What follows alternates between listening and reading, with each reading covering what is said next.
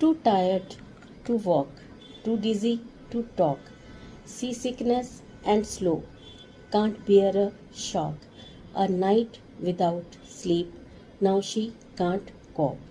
It helps and it gives back hope. Welcome again everyone, मैं doctor अर्चना सोनी आज एक platform पर फिर से आपका स्वागत करती हूँ।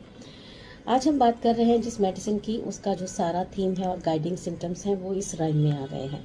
मैं बात कर रही हूँ कोकुलस इंडिकस की। तो कोकुलस इंडिकस को आज हम बहुत सिंपल वे से निमोनिक्स के साथ याद करने की कोशिश करेंगे। मैंने बहुत इसको सिंप्लीफाई किया है जिससे हम मेडिसिन को बहुत अच्छे से समझ पाएँ।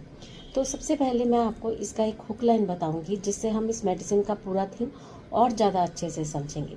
कोकुलस, COCCULUS, इसका जो हुक लाइन है उसको आप याद रखिए कि caregiver overwhelm by circumstances causing utter loss, unsteadiness and sickness. इसको कोकुलस को जब भी याद करेंगे तो अपने माइंड में एक ऐसी लेडी को या एक ऐसा पेशेंट देखिए जिसमें कि बहुत ज़्यादा वॉर्न आउट है, जो नींद की वजह से बहुत ज़्यादा परेशान है, उसको नोशिया है, उसको डिजीनेस हो रही है, इतनी वीकनेस है कि वो चल भी नहीं पा रहा है और उसकी जो रातें हैं वो सिर्फ किसी का ध्यान रखने की वजह से बहुत ज़्यादा स्लीप से डिप्राइव हो चुकी हैं। इसको हम बेसिकली नर्स रेमेडी या होम मेकर रेमेडी या मदर्स के लिए भी कह सकते हैं। अब बात करते हैं इसके निमोनिक्स की। निमोनिक्स में सबसे पहले आता है C is for caregivers collapse, ailments from night watching, grief, anger, mental overwork, loss of sleep. O is for oversensitive to motion, nausea, vomiting, vertigo, even by watching motion. sea sickness, car sickness, ये एक travel sickness की बहुत अच्छी remedy है। और जो ये by watching motion था, इसका मतलब है कि अगर वो चलता हुआ कोई व्हीकल भी देख लेंगे तो भी उनको चक्कर आने लगेंगे और सिकनेस फील करेंगे।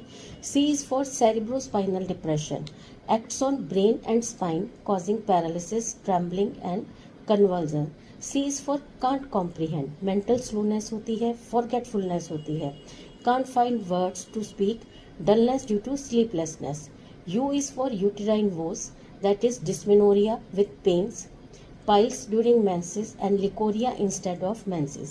L is for limbs weak and numb, legs give out, soles fell asleep, trembling after excitement. U is for unreal time sense, उनका टाइम बहुत जल्दी पास होता है, उनको लगता है कि 1 मिनट में जो पूरी रात निकल गई।